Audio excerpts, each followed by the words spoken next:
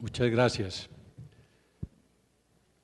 Edwy Plenel citó en su magnífica conferencia al cardenal de Richelieu. El cardenal de Richelieu, que tuvo muchas virtudes, que hizo mucho por Francia, sin embargo, en su testamento le recomienda a Luis XIII y a su gente mantener las cuentas públicas en la más absoluta opacidad, mantenerlas en lo oscuro. Era lo propio de la monarquía absoluta. Y luego vendría la Revolución Francesa, la que en su Declaración de los Derechos del Hombre y del Ciudadano ratifica la importancia de la publicidad, de la transparencia y de la claridad en el manejo de los dineros públicos. Cito esto porque estamos precisamente en Colombia en este momento discutiendo una reforma tributaria y hace falta más transparencia, porque no es solo, como bien lo señala Juan Lozano, las votaciones formales, sino qué hay debajo de la mesa, cómo se están a veces comprando conciencia. Yo, por ejemplo, lamento profundamente que los medios de comunicación hayan tragado entero, no hayan escarbado y señalado no solo lo inmoral políticamente, sino lo ilícito jurídicamente que enmarca la práctica malhadada de los cupos parlamentarios o de los auxilios parlamentarios o de los cupos de asignación parlamentaria, que es una nueva modalidad reencauchada de los auxilios parlamentarios. En los grandes, los medios, realmente cuando uno revisa retrospectivamente, han estado detrás como impulsores y gestores de grandes destapes y de grandes bocanadas, como se ha mencionado, de claridad y de transparencia. Cito nomás, hablando por ejemplo del tema financiero, fue el intento de avasallar al espectador por un grupo económico hace 25 años, lo que generó primero medidas muy importantes, en el caso del Grupo Gran Colombiano, del Banco de Colombia, y luego transformaciones en la legislación al respecto, buscando mayor transparencia, mayor injerencia del Estado en el control y el manejo del sector financiero. Y eso lo inició los medios. Y si damos un salto, luego, fueron los medios los que primero señalaron acá casos aberrantes como el de las pirámides, cerca de 4 billones de pesos se esfumaron y el Estado vino tardíamente a intervenir y a enterarse de que se estaban abusando de los ahorradores. Y más recientemente el caso de Interbolsa, también lo puso sobre la palestra los medios y siguieron las investigaciones que aún no terminan, pero que ya van muy avanzadas. Como bien lo señalaba Juan Lozano, y yo convengo con él en eso, esto de los derechos y las referencias de la Constitución tienen como unas medallas de una cara y de su anverso. Hoy no más se ha divulgado el caso de las, me parece muy bien orientadas, investigaciones de la Superintendencia de Industria y Comercio sobre los abusos, colusiones y cartelizaciones de conspicuos empresarios en materia de papel higiénico. Años derivando rentas indebidas de los consumidores colombianos. Hace unos meses salió a flote el caso de los pañales, otro tanto. Esto nos hace recordar cómo la Constitución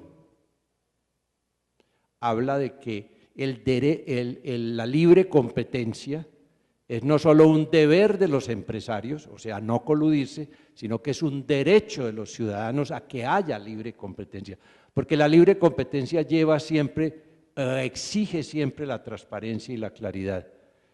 E igual sucede con el caso de la información, no solamente el derecho a estar bien informados, sino no solo el derecho de los medios a informar libremente, sino el derecho de los ciudadanos a recibir esa información adecuadamente, son las dos caras de la moneda que menciona la Constitución.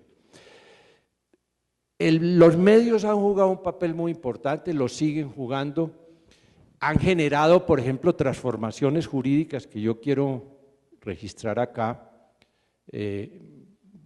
viendo la presencia de algunos magistrados del Consejo de Estado. Por ejemplo, la evolución que ha ido teniendo en la vida práctica ciudadana el derecho de petición.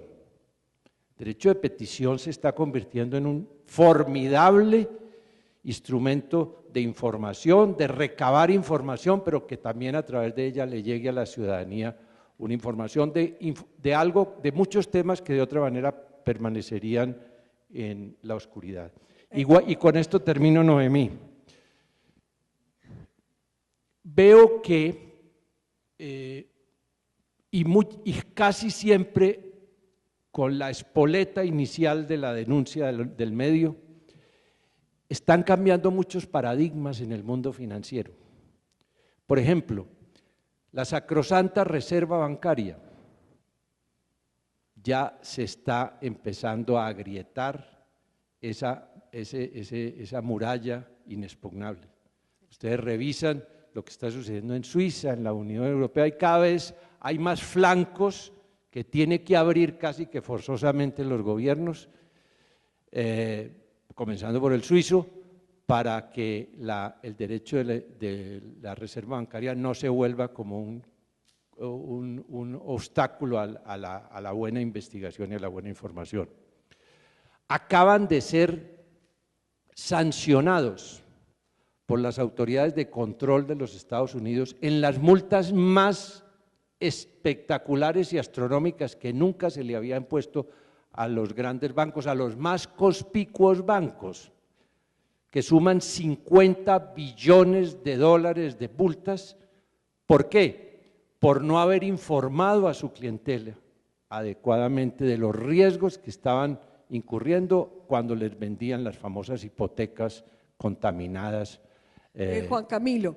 Entonces, mi conclusión es, los medios sí han ayudado, han arrastrado muchas transformaciones jurídicas, están atrasando otras, para que el derecho a la información tenga las dos fases, el derecho a informar libremente y el derecho a ser informados los ciudadanos. Eso es como un canto a la esperanza, lo que ustedes dicen. Cuando uno lee el Quijote, recuerda cómo el Quijote le decía a Sancho Panza que ojo con meterse con la iglesia, pues todavía cuesta, y hoy en día ojo con meterse con los medios, porque sí que cuesta la presidencia, cuesta la tranquilidad, el tema es muy complicado. Yo sí creo que el tema es muy complejo y se ganó el premio Juan Goytisolo, premio Cervantes, hace 2 días. Y él dice, antes existía la censura política, hoy en día tener un periodismo independiente y libre es casi imposible por la censura comercial. Y hace análisis muy importantes sobre la materia.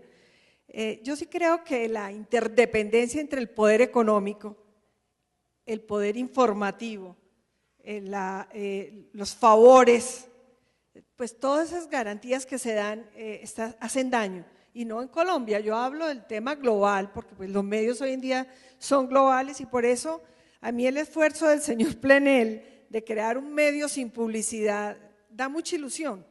Yo sí les confieso que, y como hablamos, y como habló el presidente Betancourt, que él dijo acá que lo habían acusado por tener una prensa desbordada, él prefería una prensa desbordada que una prensa censurada. Sin embargo, todavía por el manejo de la prensa se está viendo lo del Palacio de Justicia en su mismo gobierno, nosotros, yo. Y yo, por ejemplo, creo que la democracia, con la experiencia de nosotros, y por eso les pregunté, la experiencia de ustedes como políticos y los medios de comunicación, yo estaba de primera en las encuestas, de primera para la segunda vuelta también, me desmayé un día. Y no hubo un medio de comunicación en este país que averiguara cuando había atentados contra todos los candidatos, atentados de toda índole, porque el narcotráfico en Colombia sí que ha hecho daño, atentado contra la democracia y la libertad de los medios, con cosas tan plausibles y maravillosas como lo que ocurrió con El Espectador. Ni un medio se preguntó qué había pasado con el desmayo de Noemí Sanín, ni uno. Yo perdí las elecciones ese día, las perdí totalmente. Entonces yo me pregunto, a ver, la democracia entonces sí, los medios son tan maravillosos y la claridad y la transparencia y las garantías del ciudadano y del político. Yo les pregunto por la experiencia de ustedes, tengamos el valor de decir si de verdad se están dando garantías democráticas en la política y en la denuncia. Yo les digo hoy lo que quizás algunos de ustedes me han oído decir públicamente.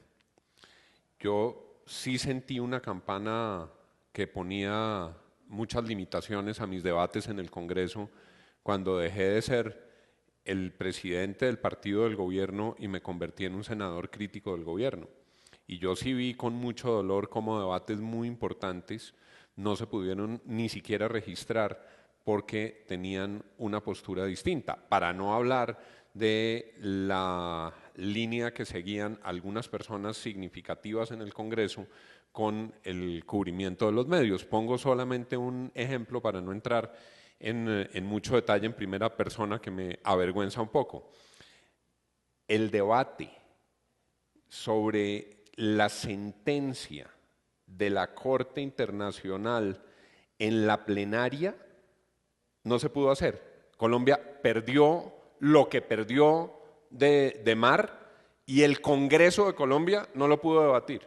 Y no lo pudo debatir porque bloquearon el debate, porque no hubo ninguna posibilidad siquiera de que los medios importantes publicaran un eco diciendo que el debate estaba pendiente y el debate se ahogó. Entonces, para contestar tu pregunta, claro que se siente y claro que hay unas agendas políticas, pero desde el lado de la esperanza, porque yo no quiero de ninguna manera perder lo que implica la presencia del señor Plenel aquí, lo que está pasando en Colombia, es que los políticos, la agenda dominante no permitía hacer el debate. ¿Dónde se daba el debate?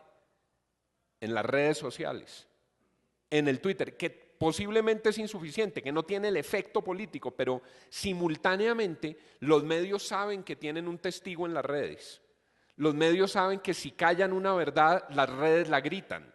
Los medios saben que si tratan de tapar algo, la ciudadanía, que hoy toda es periodista y puede serlo en la facilidad de subir un video a YouTube, de poner un trino, de poner una foto en Instagram, saben que ahora tienen ese control, que ya puede que exista la tentación del silencio, pero no fácilmente puede ser tan impune como en el pasado. Antes lo que no llegaba a la sala de redacción de uno de los dos grandes periódicos de Colombia no se publicaba. Hoy la gente está, lo digo en el buen sentido, armada con instrumentos que permiten que el colectivo lo conozca. Y esa es la gran oportunidad de la prensa digital, pero no es solamente la prensa digital, es que cada persona hoy tiene la posibilidad de volver público lo que revela. Hoy una persona con un celular, con un móvil cualquiera, como los que todos tenemos aquí, tiene la posibilidad de hacer la mejor reportería porque encuentra en su vida frente a él las historias, los testimonios. ¿Dónde está la responsabilidad de la prensa? Obviamente en poder procesar esa información y presentarla adecuadamente, pero ella salta solita hoy, salta solita, Noemí, a las redes con unas personas que tengan sus dispositivos. Por Pero supuesto, el ejemplo que usted acaba de dar, en el Congreso se aprobó por unanimidad que se hiciera un debate. El debate lo impidió el gobierno. Ni un medio de comunicación denunció que el gobierno y que el debate no se podía hacer por presiones. Las redes sociales, claro que se pueden explicitar, pero también los call centers de los grandes poderes aplacan muchas veces eso, es decir, llenan de Twitter y llenan de opiniones también de ciudadanos anónimos, porque el Twitter tiene ese tema. Sí. El anónimo pues preserva a veces la defensa del ciudadano, para denunciar, pero al mismo tiempo se utilizan nombres de la gente muy poderosa con call center para callar lo otro. Usted, Juan Camilo, Noemí, cree… ¿me permites Sí, decir dos cosas rapidísimas sobre eso? Porque yo quiero retomar algo que le oí al señor Plenel ayer sobre la importancia del registro para darle altura y calidad al debate. En eso tú tienes toda la razón, no se sustituye plenamente el debate simplemente con opiniones anónimas que muchas veces son desvergonzadas, que muchas veces son improductivas, que muchas veces se reducen a insultos, y por eso todos los mecanismos que permitieran en los medios calificar el foro sería muy importante. No es sino entrar al foro de debate del Tiempo, del Espectador, después de que se escribe cada columna, y uno entiende que ahí hay democracia y libertad de expresión, pero también entiende que hay mucho de cloaca en lo que se publica, que es vergonzoso. Y el segundo comentario muy rápido tiene que ver con la responsabilidad de los medios en formar sus equipos. Cuento en un minuto una anécdota que a mí me dejó muy marcado porque creo que tenía toda la razón. Pérez Reverte, que fue un gran periodista, que se hizo realmente antes que como escritor, como periodista de la televisión española. Vino Pérez Reverte a lanzar aquí uno de sus libros, tal vez La Carta Esférica, y había un desayuno de esos que hacen las editoriales con el autor del libro, y habían invitado a quienes en ese momento dirigíamos medios de comunicación. Yo en ese momento dirigía el canal, y preguntó al comienzo del desayuno: ¿quiénes aquí dirigen medios? Todos levantamos orgullosos la mano. Dijo: ¿quiénes tienen televisión? Levantamos la mano, y dijo: son todos ustedes unos irresponsables. La noche anterior vi una presentación de una toma guerrillera hecha por una niña recién salida de la universidad, sonriendo como si estuviera presentando un reinado de belleza. Dijo: ustedes tienen la responsabilidad de que sus periodistas en los grandes temas de la política, la justicia y el orden público estén formados.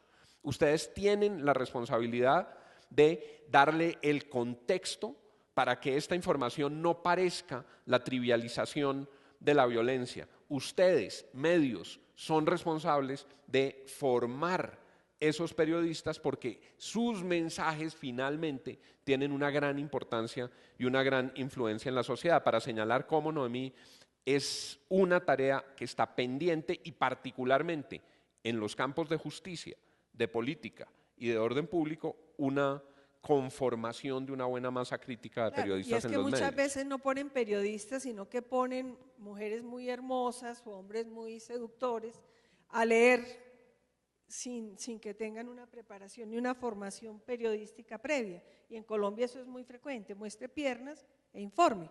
Eso da mucho rating. Juan Camilo, el tema de la autorregulación y la regulación, con los excesos de los medios de comunicación, pues, denunciados en todo el globo, en el planeta, pues se habla mucho de la necesidad de la regulación, pues tanto de los medios tradicionales como de los nuevos, y se habla mucho de si la regulación es censura y si se necesita o si sería suficiente la autorregulación. ¿Usted cree que en el medio nuestro estamos necesitando, urgidos de autorregulaciones y de regulaciones, o que la ética y la cultura, como vamos bien? Y hace falta más transparencia, porque no es solo, como bien lo señala Juan Lozano, las votaciones formales, sino qué hay debajo de la mesa, cómo se están a veces comprando conciencia. Yo, por ejemplo, lamento profundamente que los medios, vendría la Revolución Francesa, la que en su Declaración de los Derechos del Hombre y del Ciudadano ratifica la importancia de la publicidad, de la transparencia y de la claridad en el manejo de los dineros públicos. Cito esto porque estamos precisamente en Colombia en este momento discutiendo una reforma tributaria de comunicación, hayan tragado entero, no hayan escarbado y señalado no solo lo inmoral políticamente, sino lo ilícito jurídicamente que enmarca la práctica malhadada de los cupos parlamentarios o de los auxilios parlamentarios, le recomienda a Luis XIII y a su gente mantener las cuentas públicas en la más absoluta opacidad, mantenerlas en lo oscuro. Era lo propio de la monarquía absoluta. Y luego, muchas gracias. Edwin Plenel citó en su magnífica conferencia al cardenal de Richelieu. El cardenal de Richelieu, que tuvo muchas virtudes, que hizo mucho por Francia, sin embargo, en su testamento